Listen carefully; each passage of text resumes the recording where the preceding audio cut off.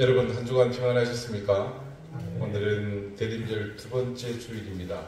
다 같이 자리에서 일어나셔서 하나님 앞에 대림절 둘째 주일 예배를 드리겠습니다.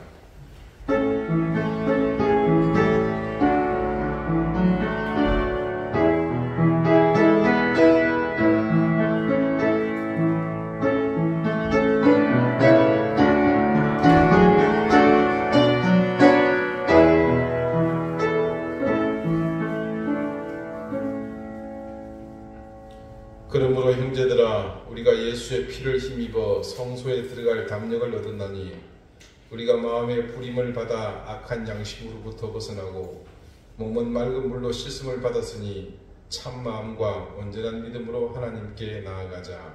아멘. 생명과 구원의 주로 이 땅에 오신 주님, 2000년 전 깊은 어둠에 빠져있던 유대 땅에는 그 어디에도 소망의 빛은 없었습니다. 외세의 침략에 시달리며 약속된 메시아를 기다리다 지친 백성들은 더 이상 신음할 힘조차, 그리고 울음에 보탤 눈물조차 없었습니다. 오늘 이 땅 여전히 어둠이 짓누르며 전쟁의 소식과 분열과 욕망에 몸부림치는 인생들의 창궐로 우리의 소망은 빼앗겨버렸지만 아직 우리에게는 흘릴 눈물이 남아있고 그 어둠과 고통의 세상에 맞설 미력 하나 힘이 남아있습니다. 자비로우신 주님, 이제 우리가 함께 울며 우리의 믿음과 의지로 세상을 보고 생명의 주께서 오심을 이 어둠 속에 증거하기 원합니다. 이 절망 속에서 구주의 오심을 노래하기 원합니다. 주님 속히 오시옵소서. 예수 그리스도 이름으로 기원하옵나이다. 아멘. 6장 함께 찬송하겠습니다.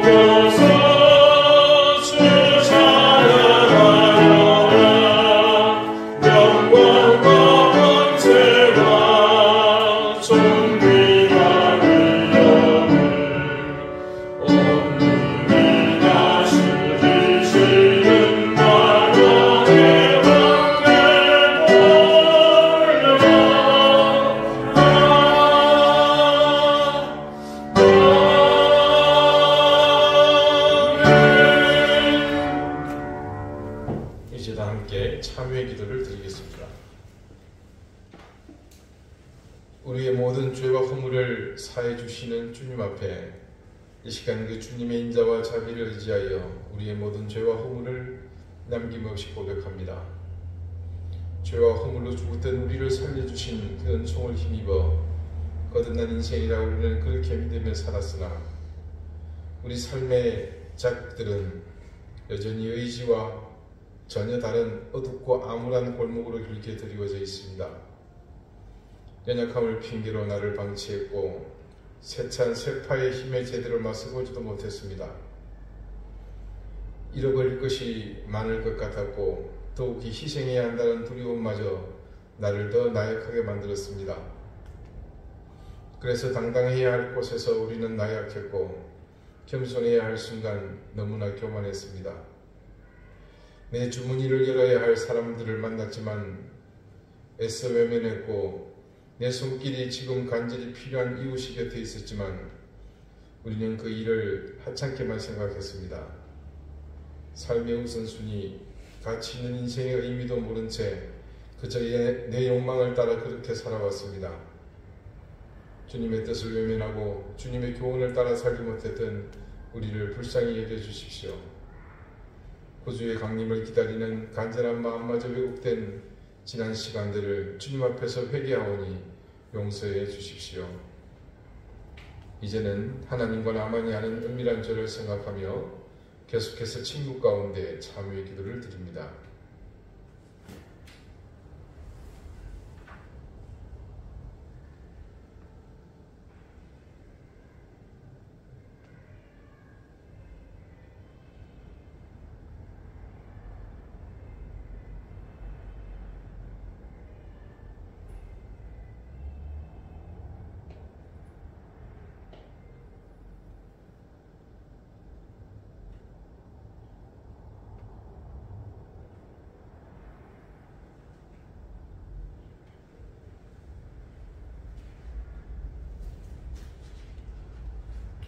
하나님께서는 자신의 부끄러운 죄를 솔직하게 고백하는 사람들에게 말씀하십니다.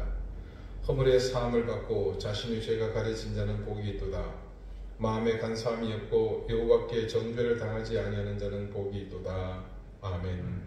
이제는 사도신경으로 우리의 신앙을 고백하오니 나는 전능하신 아버지 하나님 천지의 창조주를 믿습니다. 나는 그의 유일하신 아들 우리 주 예수 그리스도를 믿습니다. 그는 성령으로 잉태되어 동정녀 마리아에게서 나시고 번디오 빌라도에게 고난을 받아 십자가에 못 박혀 죽으시고 장사된 지 사흘 만에 죽은 자 가운데서 다시 살아나셨으며 하늘에 오르시어 전능하신 아버지 하나님 우편에 앉아 계시다가 거기로부터 살아있는 자와 죽은 자를 심판하러 오십니다. 나는 성령을 믿으며 거룩한 공교회와 성도의 교제와 죄를 용서받는 것과 몸의 부활과 영생을 믿습니다. 아멘. 자리에 앉으시기 바랍니다. 이어다 함께 성시를 교독하겠습니다. 성시는 116번 후주광님 2편입니다.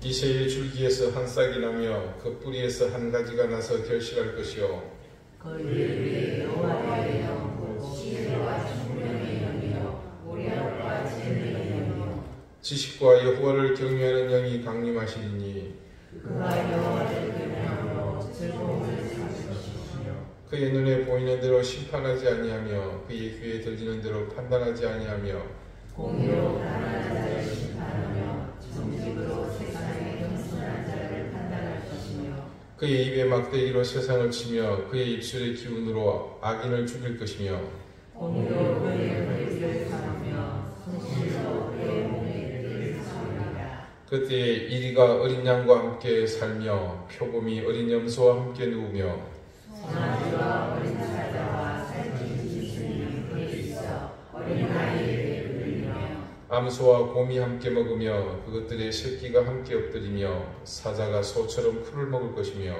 젊은 아이가 2살의 몸에서 장난하며 젖된 어린아이가 쇠소를 세우는 것이다.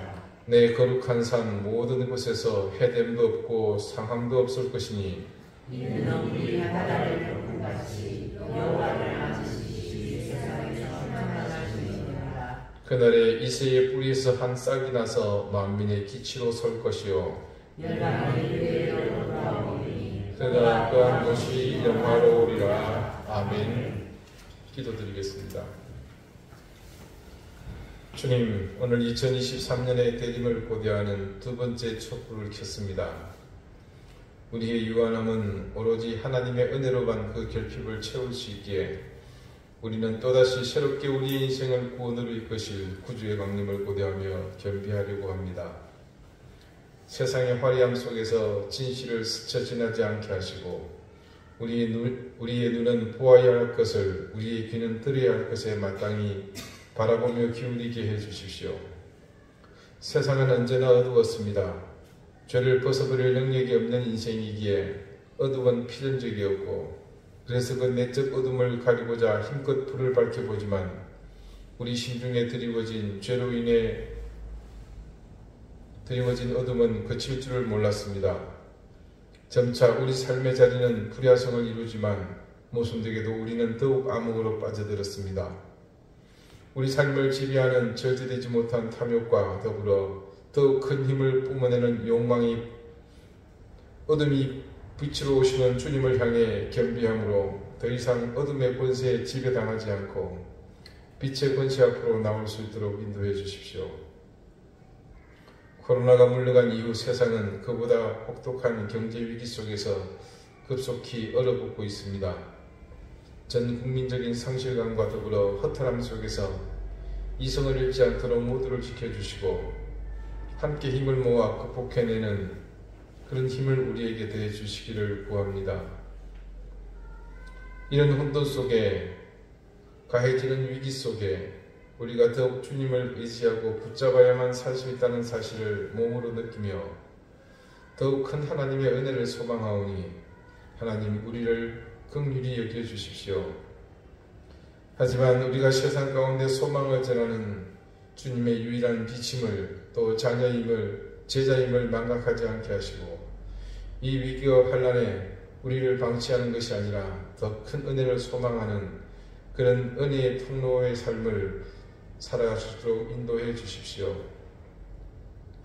우리가 올바른 믿음과 정직한 신앙을 갖추고자 했음은 근래 세상에서 교회가 왜 필요한지 이유를 묻는 이들에게 우리가 그 대답이 되고자 함이었습니다. 물질을 쫓아 힘을 쫓아 세속화되어 하나님이 아닌 또 다른 대상을 하나님으로 받드는 교회되지 않기 위해서였습니다.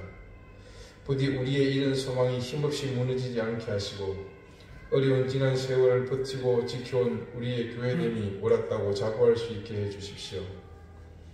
매주일 에베소서의 말씀을 통해 깨닫게 되는 교회의 참된 가치와 의미를 우리가 힘써 되살리며 우리 안에 소중히 간직하고 그 모범이 되는 교회가 되게 해주십시오.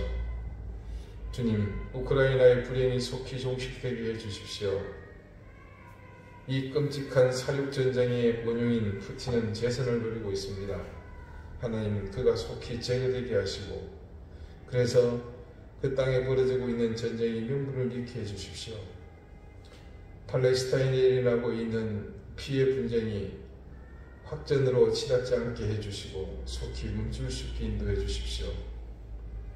미얀마의 고통이 묻히지 않게 해주시며 특별히 신주영 선교사가 담당하고 있는 미얀마 군부에 의해 포갑받고 있는 카렌 자치주에 버려진 아이들이 하나님의 긍휼 속에 은혜를 얻게 인도해 주십시오. 아프가니스탄에서 울부짖는 통곡 소리, 종교적 이유로 탄압받는 하나님 무슬림 여성들의 외치는 소리를 국제사회가 외면하지 않게 해주십시오. 겨울이 남달리 두렵고 어려운 이웃들이 있습니다. 집을 떠나 사는 형제자매들, 생계가 어려운 이웃들, 장애를 안고 자녀들로부터 버려진 어른들, 하나님 특별히 부모 없이 살고 있는 자녀들의 형편을 살펴주시고 그들의 아픔과 신음에 하나님께서 응답해 주시며 우리가 그들에게 따뜻한 이웃이 되게 해주십시오. 사랑하는 우리 이든교회 교우들의 형편을 하나님께서 살펴주시기를 간절히 구합니다. 무엇보다 질병으로 고통받는 가족들, 우리 교우들을 하나님께서 치유해 주시고 이 고통에서 벗어나게 해주십시오. 하나님 생업의 현장을 지켜주시고 하나님 복을 더해 주셔서 이 어려움 속에서도 하나님의 자녀들이 얻는 긍휼을 누리게 해주십시오. 사랑하는 자녀들을 위해 기도합니다. 장성한 자녀들의 가정을 살펴주시고 어린 생명들에게 하나님께서 지혜와 총명과 건강과 은혜를 더해 주십시오. 그 자녀들의 앞길을 주님께서 활짝 여시며 주의 사랑과 소망이 언제나 끊임없이 뿜어져 나오는 화소분이 되게 해 주십시오. 사랑하는 교회를 섬기며 수고하는 손길들을 기억하시고 이전을 사모하는 모든 주의 자녀들에게 하늘의 신령한 복과 땅의 기름진 복을 넘치게 더해 주십시오. 이제 말씀을 듣습니다. 하나님 주시는 음성으로 우리가 순종하며 겸비함으로 받아들이게 하시고 이 말씀이 우리 삶을 이끄는 가장 무거운 가치가 되게 하시며 우리 신앙의 이정표가 되게 해주십시오. 예수 그리스도 이름으로 기도드립니다. 아멘.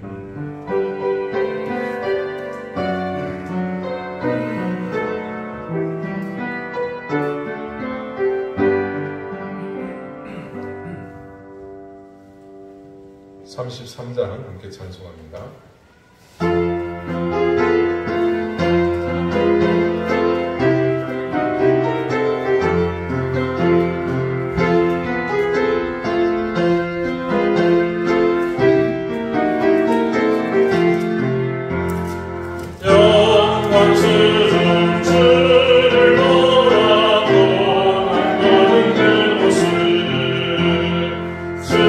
승리하고 주님의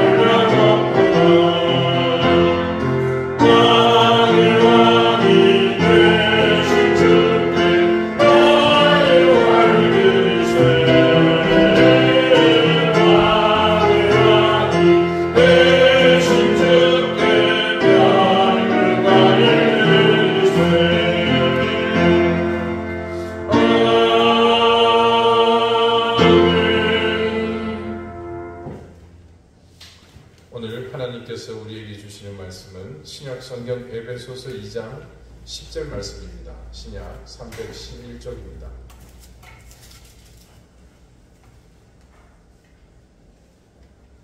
에베소서 2장 10절 말씀을 제가 읽겠습니다. 이제 다 같이 자리에서 일어나 하나님의 말씀을 경청하십시오.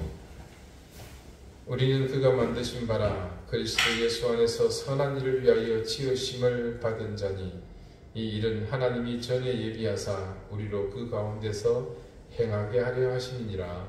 아멘. 자리에 앉으시기 바랍니다. 하나님께서 이 말씀으로 우리에게 은혜 주시기를 원합니다. 지난주 말씀의 주제는 하나님의 선물이었습니다. 그 선물은 믿음으로 말미암아 얻는 구원이었습니다. 이때 믿음으로 말미암아 얻는 구원이 선물이라는 것의 상대적 개념은 우리에게서 난 것, 즉 행위였습니다.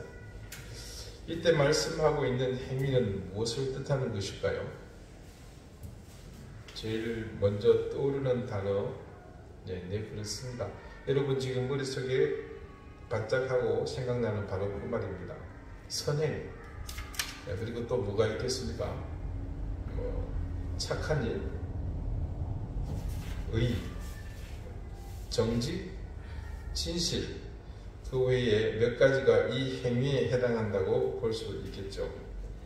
그러면 지난주 본문 말씀 8절 9절과 오늘의 10절 말씀을 이어서 제가 한번 읽어보겠습니다. 너희는 그 은혜에 의하여 믿음으로 말미암아 구원을 받았으니 이것은 너희에게서 난 것이 아니요 하나님의 선물이라. 행위에서 난 것이 아니니 이는 누구든지 자랑하지 못하게 함이라. 우리는 그가 만드신 바라 그리스도 예수 안에서 선한 일을 위하여 지으심을 받은 자니 이 일은 하나님이 전에 예비하사 우리로 그 가운데서 행하게 하려 하심이니라. 자, 10절 말씀을 보니까요. 우리는 그가 만드신 바라 그리스도 예수 안에서 선한 일을 위하여 지으심을 받은 자니 이 일은 하나님이 전에 예비하사 우리로 그 가운데서 행하게 하려 하심이니라. 자, 이 10절 말씀에 한 가지 뭔가 귀에 쏙 박히는 말씀이 있죠. 네, 바로 선한 일입니다. 8절과 9절에서 믿음으로 우리에게 주시는 구원이라는 선물의 상대 개념이 되는 이 행위의 중심이 바로 이 선한 일입니다. 이 10절의 말씀을 쉽게 풀이하자면 이런 뜻으로 이해하시면 됩니다. 앞서 8절과 9절에서 말한 행위 자체가 아무런 구원의 자격이 되지 못한다는 이유가 여기서 설명이 됩니다. 말씀에 의하면 우리가 하나님에 의해 지어진 존재인데 그 지으신 목적 중에 하나가 바로 선한 일을 위하여 지음받은 존재이기 때문이라는 겁니다.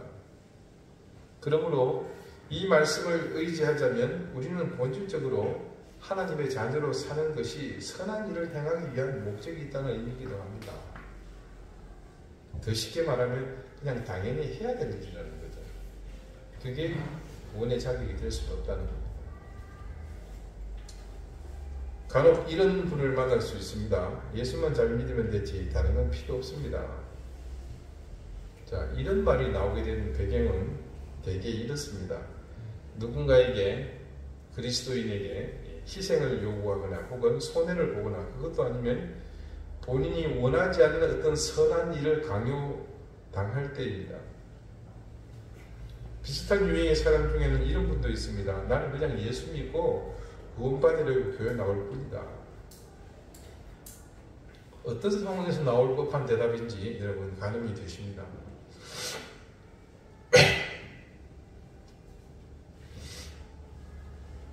목회자로 직접 사역하기 전 신학대학원에 재학 중일 때 저는 청량리에 있는 한 오래된 교회에 출석을 했습니다. 그때 그 교회 중년의 한 집사님과 근처 모 칼국수집에서 점심을 먹다가 옆 테이블에 손님이 일어서면서 그 집사님과 좀 부닥치고 그러면서 사소한 말다툼이 생겼습니다. 그때 기억으로도 조금만 서로 양해하면 넘어갈 일인데 그 집사님이 험한 인상으로 노려보면서 그 사람을 위협하는 것이 아닙니까? 아무튼 그렇게 일단락되고 이제 식사를 마치고 나오는데 그 집사님은 조금 전 상황이 신경에 쓰이든지 제게 나는요 예수 믿는다고 저럴 때 무조건 미안하다고 말하는 거 그런 거 딱 질색입니다. 저런 것들은 확실히 제대로 밟아놔야죠. 상당히 저는 놀랐습니다. 교회에서 그런 분을 저는 처음 봤거든요. 물론 이후는 많이 만났습니다. 목사 안수를 받고 이후 서울의 모 교회에서 부목사로 섬기고 있던 그때의 일입니다. 또 한 젊은 교회 부부가 저를 찾아왔습니다. 그 부인 되시는 집사님은 교회 예배에 참 열심히 참석하셨습니다. 어릴 적부터 교회 학교를 잘 다녔고 비록 믿지 않는 남편을 만나서 결혼 생활하고 있지만 그래도 신앙을 잃지 않고 꾸준히 한 주도 빠지지 않고 출석하셨던 것으로 기억합니다. 이 젊은 이 집사님의 기도 제목은 딱 한 가지입니다. 남편 구원입니다. 그래서 신방을 가면 늘 똑같은 이 기도 제목으로 제게 중보기도를 요청하셨습니다. 그날은 믿지 않는 기도의 제목 그 대상인 남편과 함께 저를 찾아왔습니다.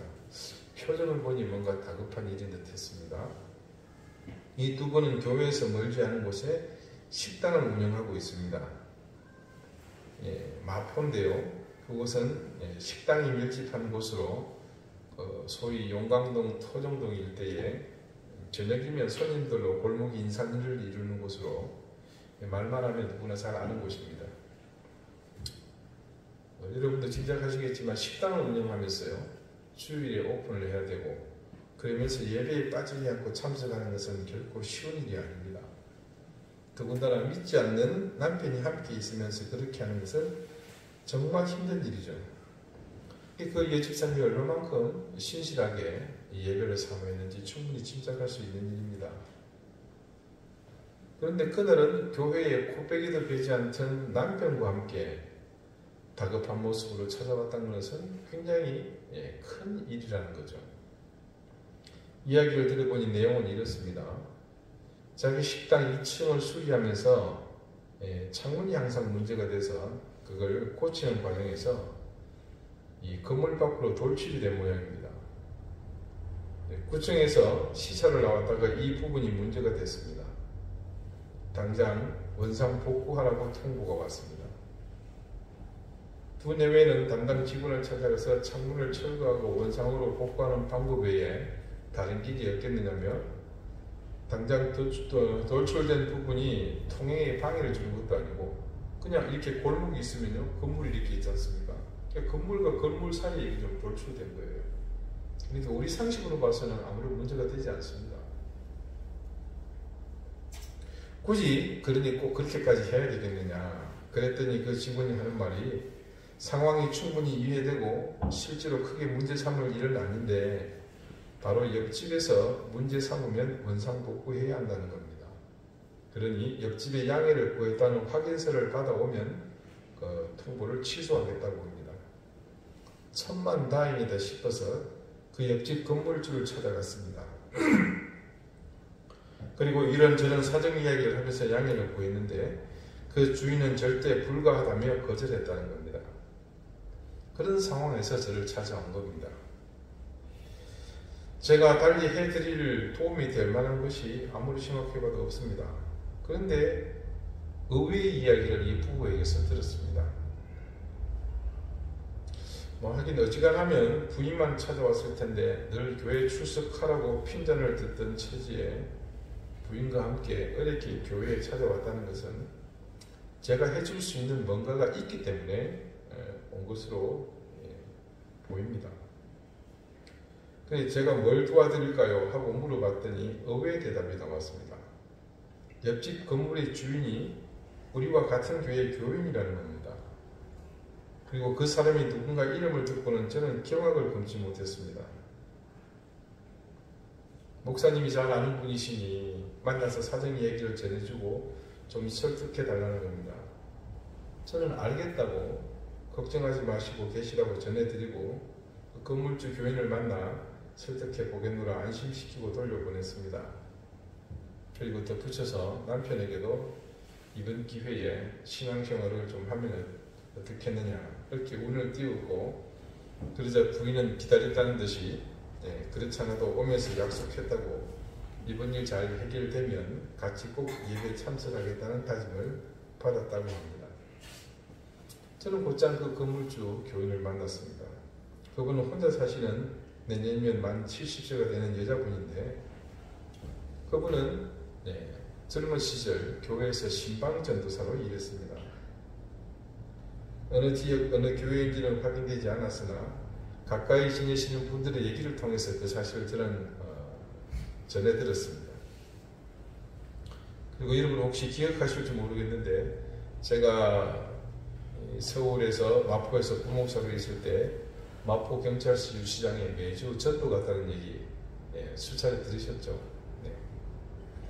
세상 귀찮아서 지금 불안해하고 있는 사람들 귀에 소기에 경읽기 하듯이 전도한답시고 들어갔던 바로 그 일을 앞장서서 억지로 주도하시는 분이 바로 이 건물주 교인입니다. 젊은 식당 주인 부부가 거론하는 이름을 들었을 때 저는 쉽게 이 문제가 해결되고 한 영혼도 이제 구원할 수 있겠구나 기대에 부풀었습니다. 더군다나 유시장에 갇혀서 세상 모든 이야기에 귀 닫고 눈 막고 있는 사람들에게까지 복음을 전해야 한다는 그런 사명과 열정으로 목사보다 앞장서서 전도의 예를 올리는 분이니까 이건 말만 꺼내도 금방 해결될 줄 알았습니다. 근데 웬걸요? 제가 말을 꺼내자마자 단칼에 거절을 한 것이 아니겠습니까? 거절하는 이유는 이렇습니다. 자신이 주변에 아는 사람들 통해 물어봤는데 그거 절대 해주면 안 된답니다. 나중에 그거 자기 공간이라고 도리어 옆 건물에 대해서 권리를 주장하면 자기만 손해본다고 절대 승낙하면 안 된다고 하더라는 겁니다. 지인들로부터 그런 말을 들었다 그러니 한편으로 이해는 되었습니다. 그러나 그 부부가 그런 일을 할 만한 사람도 아니고 게다가 같은 교회의 교인입니다. 그래서 그런 상황을 얘기했더니 자기는 못 받아들이겠답니다. 그러자 저는 마지막 거부할 수 없는 카드를 꺼냈습니다. 그 집 남편을 오랫동안 전도하려고 했는데 이번 일로 마음이 많이 열렸고 이 일만 해결하면 이제 함께 교회에 나오겠다고 다짐까지 받았으니 한 영혼을 구원한다는 마음으로 허락해주면 좋겠다고 했더니 그래도 끔찍하지 않았습니다. 어떻게 예수님을 믿는다는 분이 그렇게밖에 생각 못하느냐고 되물었지만 요동도 하지 않습니다. 그리고는 차마 제가 입으로 옮기기도 민망한 말을 제기합니다. 내가 구원받고 천국 가려고 그러는 거지 그게 뭐가 문제냐는 겁니다. 젊은 시절 전도사로 교회 목사님의 사역을 돕는 일을 했다는 분에게서 듣는 말이라는 게 더 충격적이었습니다. 과연 그분이 전도사 시절 전하고 다닌 복음의 실체가 무엇일지 생각해 보니까 소름이 돋았습니다. 이분이 유치장에 저를 끌고 가서 늘 부르던 찬송가가 있습니다. 287장입니다. 이 찬송가의 가사가 이렇게 되어 있습니다.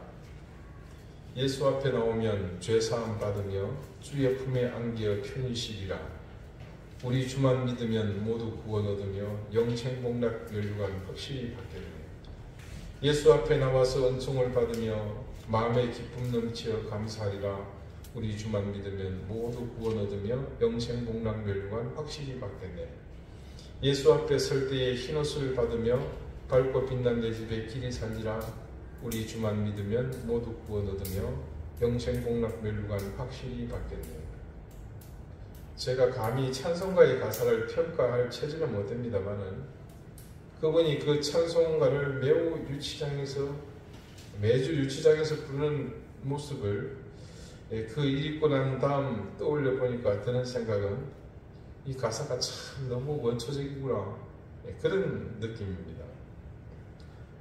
내가 원하는 것만 어찌 이렇게 쏙쏙 뽑아서 가사에 담았을까 하는 생각이 그분에게서 들지 않았을까 하는 생각이 들더라고요. 그래서 이 찬송가 별로 안 좋아합니다. 그리고 부를 때마다 꼭 한 소절을 틀려요. 그때마다 은근히 스트레스 받습니다. 가사를 다시 한번 볼까요? 예수 앞에 나오면 죄사함 받으며 주의 품에 안기어 편히 쉬리라. 2절 예수 앞에 나와서 은총을 받으며 마음의 기쁨 넘치어 감사하리라. 3절 예수 앞에 설 때에 흰옷을 받으며 밝고 빛난 내 집에 길이 살리라. 이 후렴이 이렇습니다. 그래서 결론이죠. 우리 주만 믿으면 모두 구원 얻으며 영생 복락 멸류관 확실히 받겠네.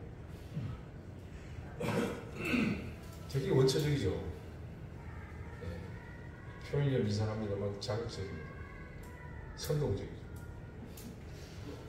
사실 그 유치장 안에서 누군가가 간절한 마음으로 이 찬송을 따라 부르며 그 가사의 내용을 마음 깊이 받아들인다면 정말로 놀라운 일이 일어날 수도 있지 않겠습니까? 그런데 이 찬송가의 가사 속에 들어있는 내용은 예수 그리스도를 만나고 구원을 얻기 위한 동기가 될 수는 있지만 그 사실에서 머물기만 한다면, 그래서 더 이상 그 가사의 내용에서 벗어나 더 성장하지 못하면 그 신앙은 자칫 다른 우리의 무속신앙이나 여탈한 잡신을 그냥 믿는 것과 차별이 있을 수 없습니다. 이웃을 위해 작은 희생을 기꺼이 감당하고 모두가 피하고 꺼리지만 내가 기꺼이 할 수 있는 그런 마음, 그리스도인은 적어도 세상 속에서 빛과 소금으로 사는 인생이기에 내 주머니의 이익을 계산하지 않고 언제든 손을 붙잡아주고 또 기꺼이 희생할 수 있어야 합니다.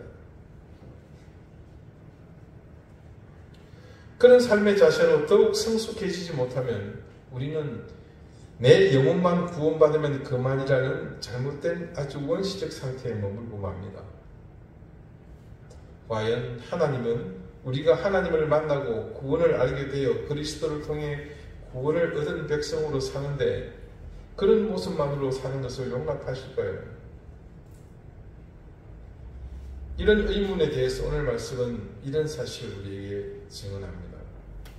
우리는 그가 만드신 바 그리스도 예수 안에서 선한 일을 위하여 지으심을 받은 자니 이 일은 하나님이 전에 예비하사 우리로 그 가운데서 행하게 하려 하심이니라.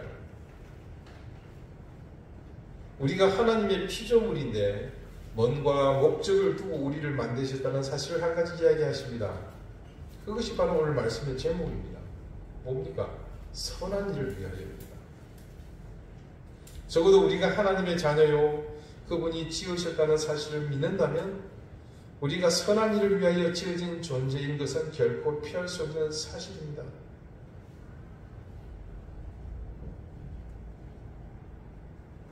저는 왕왕 그런 분을 만날 수 있었습니다. 구제나 희생 혹은 손해보는 것과 구원은 별개의 것이라는 생각을 가진 분들 말입니다. 어떻게 보면 이런 분들은 자기 성질껏 사시는 분입니다. 그래서 주변의 가족들이 무척이나 힘들어합니다. 하나님의 자녀가 존재하는 이유를 분명 성경 말씀이 이렇다고 밝히고 있는데도 불구하고 자신의 본식대로 사는 거죠. 여러분, 우리가 결코 간과해서는 안 되는 중요한 믿음의 원칙이 하나가 있습니다. 우리는 우리의 욕심과 바람대로 참신이신 하나님을 우리 생각대로 그 의지를 바꾸는 것이 아니지 않습니까? 우리에게는 지성이면 강천이라는 전설의 고향 속에 선앙당 안에 있는지 없는지 모를 그런 귀신을 모시는 신앙이 아니죠. 우리는 철저히 하나님의 뜻에 우리의 생각과 의지를 부합하게 만드는 것, 즉 철저한 자기 부인을 통해 우리 십자가를 쥐고 주님을 따르는 것, 그것이 우리 믿음의 가장 중요한 가치 아닙니까? 그렇게 자기 부인을 통해 온전한 하나님의 사람으로 살아가지 못하면 어떻게 우리에게서 복음이 생명을 가질 수 있겠습니까? 생각해 보십시오. 우리의 존재 자체가 거짓되고 의롭지 못한데 그런 존재 속에서 과연 영생의 가치는 그 본래의 가치를 그대로 유지할 수 있다고 보십니까? 어렵습니다. 지난주 소개해드렸던 성공회에서 발간한 대림절 묵상집 이블린 언더힐의 묵상 가운데 존재한다는 것이라는 제목이 붙은 22째 날의 묵상 내용을 잠시 소개합니다. 우리 곁을 지나가는 인파들에서 눈을 돌려 영원한 언덕을 바라보십시오. 우리가 실험해야 하는 사적인 일, 일상적인 일들이 풍요로워집니다. 파편적인 삶이 일관성과 의미를 얻습니다. 대체로 우리의 삶은 세 가지, 즉 원하는 것, 소유하는 것, 무엇인가를 하는 것에 뿌리를 둡니다. 물질적인 영역, 정치, 사회적인 영역, 감정의 영역, 지적인 영역, 심지어는 종교적인 영역에서까지 우리는 갈망하고 초조해하며 야단법석을 떨면서 끊임없이 불안해합니다. 저 셋 중 어떠한 것도 가장 근본적인 단어인 존재와 견줄 수 없습니다. 무엇인가를 원한다는 것, 소유한다는 것, 한다는 것은 존재와의 관련 속에서만 그 제한되는 의미를 넘어설 수 있으며 그렇지 않은 이상 궁극적인 의미를 가질 수 없습니다. 우리는 이 사실을 잊곤 합니다. 원하는 것, 소유하는 것, 무엇인가를 하는 것이 아닌 존재하는 것이야말로 영적인 삶의 핵심입니다. 작고 보잘것없는 영적인 사실들도 꺼지지 않는 영적인 빛을 받으며 광대하고 변치 않는 영적 세계를 이룹니다. 꼭 그처럼 지평을 넓히면 우리가 겪는 우여곡절과 발망, 노력들이 균형을 이루어갑니다. 그와 동시에 우리의 존재는 새로운 일관성과 평온함을 얻습니다. 볼품없는 산장도 알프스 산맥에서는 달라 보이듯 보잘것없는 우리도 광활한 하늘과 영원한 언덕 속에서 고귀하고 중요한 존재가 됩니다. 오늘날 사람들은 무력합니다. 집중력도 없습니다. 산만하고 반항적입니다. 삶에서 일어나는 일들을 해석하고 이해할 능력조차 갖추고 있지 못합니다. 그들은 불안으로 가득 차 있습니다. 발을 디디고 있어야 할 영혼을 잃어버렸기 때문입니다. 영혼의 발을 디디고 있을 때 우리 각자의 삶은 의미를 얻고 방향을 갖게 됩니다. 그리하여 평안해집니다. 이는 눈앞에 있는 문제와 위험으로부터 도망가는 것은 뜻하지 않습니다. 저 영혼을 즐기기 위해 현실에서 물러서는 것을 뜻하지도 않습니다. 다시 말해 가장 사소한 것에서 가장 궁극적인 요구에 이르기까지 영혼의 빛 안에서 영혼의 발을 딛고서 영혼에서 오는 궁극적인 안심의 차원을 의식하며 현실을 받아들이고 살아가야 합니다. 이렇듯 추상적인 말로밖에는 표현할 수 없는 생생한 실제를 우리가 사로잡고 그리하여 우리 안에 있는 변치 않는 그 무엇이 기회를 얻는다면 그 끊임없는 과정을 거치는 가운데 우리는 진정한 지비자 종착지인 하나님을 알게 될 것입니다. 물론 고통은 그대로 남습니다. 그러나 그 순간에도 우리는 불안해하거나 흔들리거나 혼돈스러워하지 않을 것이며 절망하지 않을 것입니다. 저와 여러분과는 삶의 궤적이 다른 분의 글이기 때문에 우리가 읽고 이해하기에는 상당한 어려움이 있습니다. 내용이 깊은 철학적 사유를 요구하는 것이어서 다소 난해한 부분도 있습니다. 근데 핵심은 이것입니다. 원하는 것, 소유하는 것, 무엇인가를 하는 것이 아닌 존재야말로 영적인 삶의 본질이라는 것을 이 언더힐은 강조하고 있습니다. 원하고 소유하기 위해 행동하는 삶은 궁극적으로 하나님의 나라에 이르는 방법이 아닙니다. 그것은 여러분 육신이 원하는 것으로 분명 한계가 있다는 것이 명확합니다.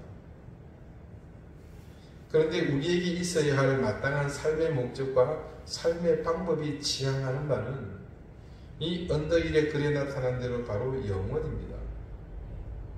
즉 우리 인생의 목적지인 하나님 앞. 오늘 읽어드린 언더힐의 묵상 첫 문장을 다시 보겠습니다.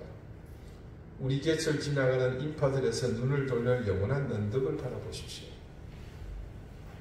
우리가 실험해야 하는 사적인 일, 일상적인 일들이 풍요로워집니다.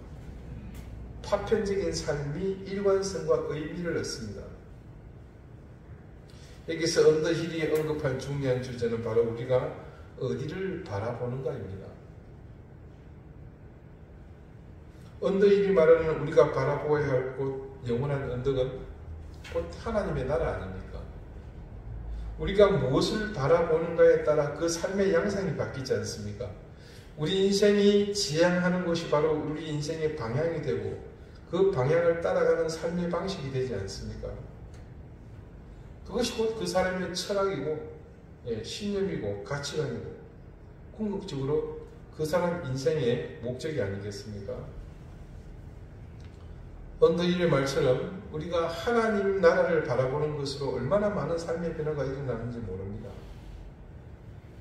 씨름해야 할 사적인 일, 일상적인 일들, 이건 우리가 사유하는 모든 삶의 순간들 아니겠습니까? 지금 이 순간도 여러분 예배에 집중하지 못하게 하는 머릿속을 휘젓거리는 이 사소한 하는 생각들, 고민하게 하는 모든 것들입니다.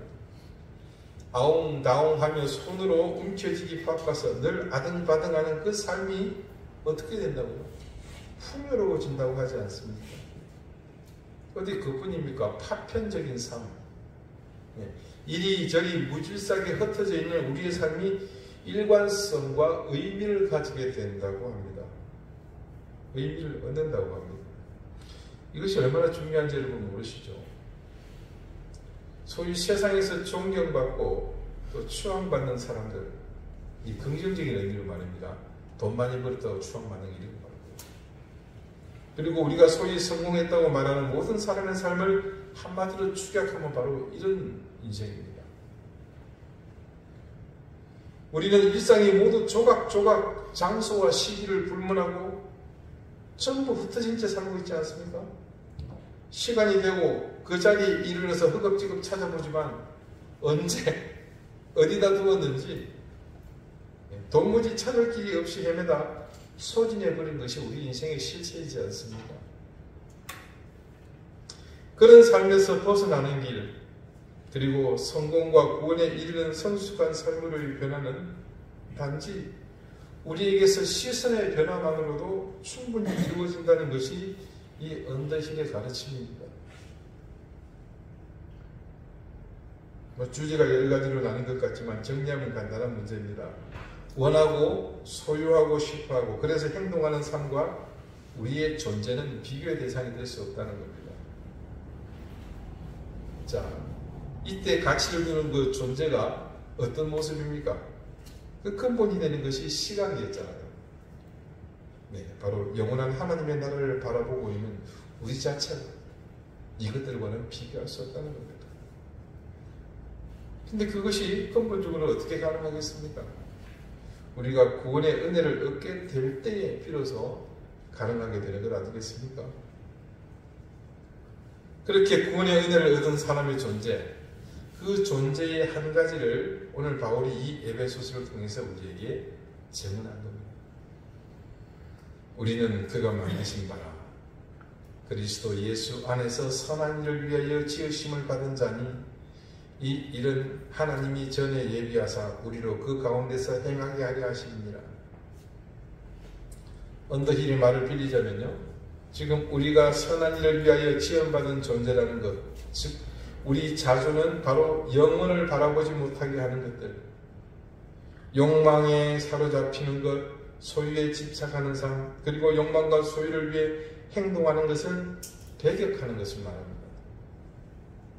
그러니까 결론적으로 우리는 하나님으로부터 욕망에 사로잡히는 삶, 소유에 집착하는 삶, 그리고 욕망과 소유를 충족시키기 위해서만 사는 그런 인생으로 지원받은 것이 아니라 영혼을 바라보며 누구보다 풍족하고 기쁨을 누리는 그런 인생으로 지어졌다는 겁니다. 이런 사실을 바르게 인식할 때 그때 우리는 영원의 언덕, 바로 하나님의 나라를 바라보는 그런 존재의 치료한 삶을 살게 됩니다. 이것이 바로 여러분 구원받은 우리가 하나님의 자녀가 풍성함을 누리며 살 수 있는 비결입니다. 우리 사랑하는 이든교회 교우 여러분, 여러분에게 누군가 오시는 주님을 기다리는 이유를 묻는다면 어떤 대답을 하실 것 같습니까? 사실 저와도 여러 번 대림의 시간을 함께 보냈지만 저 역시 여러분에게 어떤 대답을 준비하시라 요청해 본 적이 없던 것을 기억합니다. 그래서 오늘 어쩌면 여러분의 일생을 두고 처음으로 이미 구주가 오셔서 절망으로 치닫던 죽었던 우리 삶을 구원해 주셨음에도 불구하고 왜 다시 구주의 강림을 기다리느냐고 묻는 사람에게 대답해 줄 말을 여러분과 공유하고 싶습니다. 첫사람 아담의 타락 이후 세상은 하나님이 만드신 조화로움이 깨집니다. 그 결과 만물이 모두 함께 인간과 더불어 타락하게 되었죠. 구주의 오심은 바로 이런 모든 깨어진 질서의 회복을 가져다주는 것이기도 했습니다. 여러분, 우리 예배 때 성시교독을 했죠. 성시교독을 하다 보니까 말도 안 되는 소리가 중간에 막 나오죠. 사자가 풀을 뜯어먹고 다닌답니다. 참 개가 풀 뜯어먹는 소리 같죠. 그게 뭐냐? 회복을 합니다. 그게 비상식적으로 보이는 일들이 구주의 강림을 통해서 세상이 회복될 때 일어날 일들입니다. 하지만 온전한 이 땅의 회복은 아직 요원합니다. 그러면서도 우리는 아직 구원의 자녀로 살기는 하나 여전히 이전 죄와 허물로 죽었던 그때의 습관을 벗어버리지 못하고 있습니다. 결국 우리가 구원받는 하나님의 자녀로 산다고는 하나 여전히 우리에게는 완전한 회복이 이루어지지 못한 것이죠. 그렇게 회복이 완성되지 못한 우리는 오늘 이 이블린 언더힐이 지적하고 있는 삶의 모습, 욕망에 사로잡히고 소유에 집착하고 그런 삶을 행동으로 옮기려는 유혹에 이끌려 살고 있던 겁니다. 우리가 구주의 강림을 기다리는 이유는 바로 여기에 있습니다. 우리의 불완전함 때문에 늘 생각과 마음이 뺏기는 욕망과 소유 그리고 행위하고자 하는 삶을 넘어 영원한 언덕을 바라보는 삶으로의 회귀입니다. 무슨 거창한 일을 고대하고 계획하는 것을 떠나 그 바람의 중심은 바로 이것, 우리 믿음의 가장 근본이 되는 기본으로의 회개에 있었습니다. 저와 여러분은 언제나 쉽게 말합니다. 우리는 늘 영원한 언덕을 바라보고 있노라고 말입니다. 하지만 우리의 불편한 진실, 영원한 언덕을 보지 못하는 삶으로 인해 영원한 언덕을 보면서 얻게 될 은혜와 복에서 무관한 삶을 살고 있지 않습니까? 구주 강림을 고대하는 대림절 두 번째 주일, 우리는 구주의 강림을 기다리는 이유에 대해서 한 가지 중요한 사실을 이제 소유하게 되었습니다. 욕망과 소유 그리고 그것에 집착하여 무엇인가를 하려는 행위에 뿌리를 두었던 삶에서 돌이켜 우리의 시선을 돌려 영원한 언덕을 바라보기를 위함입니다. 그리고 욕망과 소유, 행위에 뿌리를 두었을 때와 비교할 수 있는 우리의 자존을 회복하여 선한 일을 하기 위해 지원받은 하나님의 자녀로서의 복되고 귀한 삶을 살고자 함입니다. 사랑하는 여러분과 함께 구주의 강림을 기대하며 여러분에게 이 귀한 근본의 은혜가 넘치기를 기원합니다. 기도드리시겠습니다. 주님, 우리 곁을 지나가는 인파들에서 눈을 돌려 영원한 언덕을 바라보기 원합니다. 그래서 우리가 씨름해야 하는 사적인 일, 일상적인 일들이 풍요로워지기를 소원합니다. 파편적인 삶이 일관성과 의미를 얻게 되기를 기대합니다. 원하는 것, 소유하는 것, 무엇인가를 하는 것에 뿌리를 두면서 물질적인 영역, 정치, 사회적인 영역, 감정의 영역, 지적인 영역, 심지어는 종교적인 영역에서까지 우리는 갈망하고 초조해하며 야단법석을 떨면서 끊임없이 불안하던 이 삶에서 벗어나기를 원합니다. 어떠한 것도 가장 근본적인 단어인 하나님의 자녀인 우리의 존재와 견줄 수 없다는 사실을 깨달으며 이 대림의 날들이 우리의 존재와 견줄 수 없게 견줄 수 없는 것에 매여 영원한 언덕을 바라보지 못하던 삶에서 벗어나게 해주십시오. 하나님의 자녀라는 사실, 구원의 은혜를 선물로 받은 자녀라는 사실, 그리고 선한 일을 위해 지원받은 존재라는 사실에 충실함으로 하나님 자녀의 마땅한 복과 은혜를 누리게 해주십시오. 예수 그리스도 이름으로 기도드립니다. 아멘. 421장 함께 찬송하겠습니다.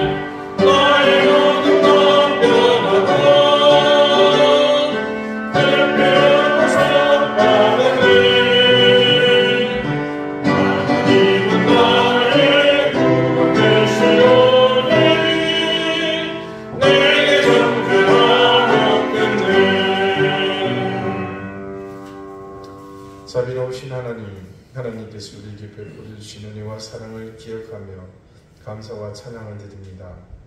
죄와 허물로 죽었던 우리지만 하나님은 우리를 긍휼히 여겨주셨고 우리의 믿음을 통해 구원이라는 귀한 선물을 주셨습니다. 뿐만 아니라 우리가 살아갈 수 있는 모든 환경을 조성하셨고 우리의 생명으로 시작된 모든 일생을 긍휼과 은혜로 인도해 주셨습니다. 그 사랑을 기억하고 감사하며 하나님께서 주신 것 중 일부를 구별하여 그 마음을 담아 드렸습니다.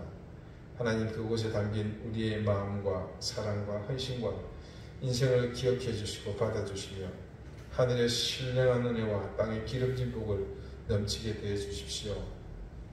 주님께서 질고를 물리쳐 주시고 사랑하는 자녀들의 앞길을 열어주시며 생업의 복을 주시옵고 하나님께서 그 일생을 더욱더 빛나고 아름답게 하시며 오늘 말씀과 같이 소유와 욕망과 또 그것을 위한 행위에 집착하는 삶이 아니라 그렇게 지음받고 부름받은 우리의 존재에 충실함으로써 우리의 인생이 늘 희망의 언덕 하나님의 존재를 바라보므로 이 땅에서 누려야 할 마땅한 귀한 복을 풍성히 누리게 해주십시오.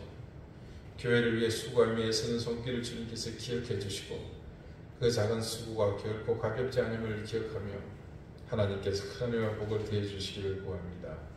감사드리며 예수 그리스도 이름으로 복을 기도드립니다. 아멘. 교회 소식 알려드립니다. 오늘은 대림절 두 번째 주일입니다. 우리 순서지에 있는 내용들을 잘 살펴주시고 함께 기도해 주시기를 바라겠습니다.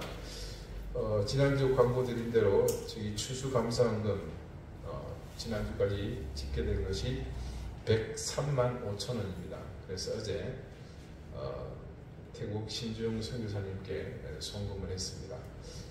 그리고 이 쓰여진 내역에 대해서는 또 교우들에게 선교 편지로 이렇게 보고를 해주기로 이렇게 했습니다. 매월 저기는 선교 관련된 보고가 들어옵니다. 그래서 앞으로는 단톡방에 신종 선교사님의 선교 편지를 함께 공유할 수 있도록 그렇게 하겠습니다.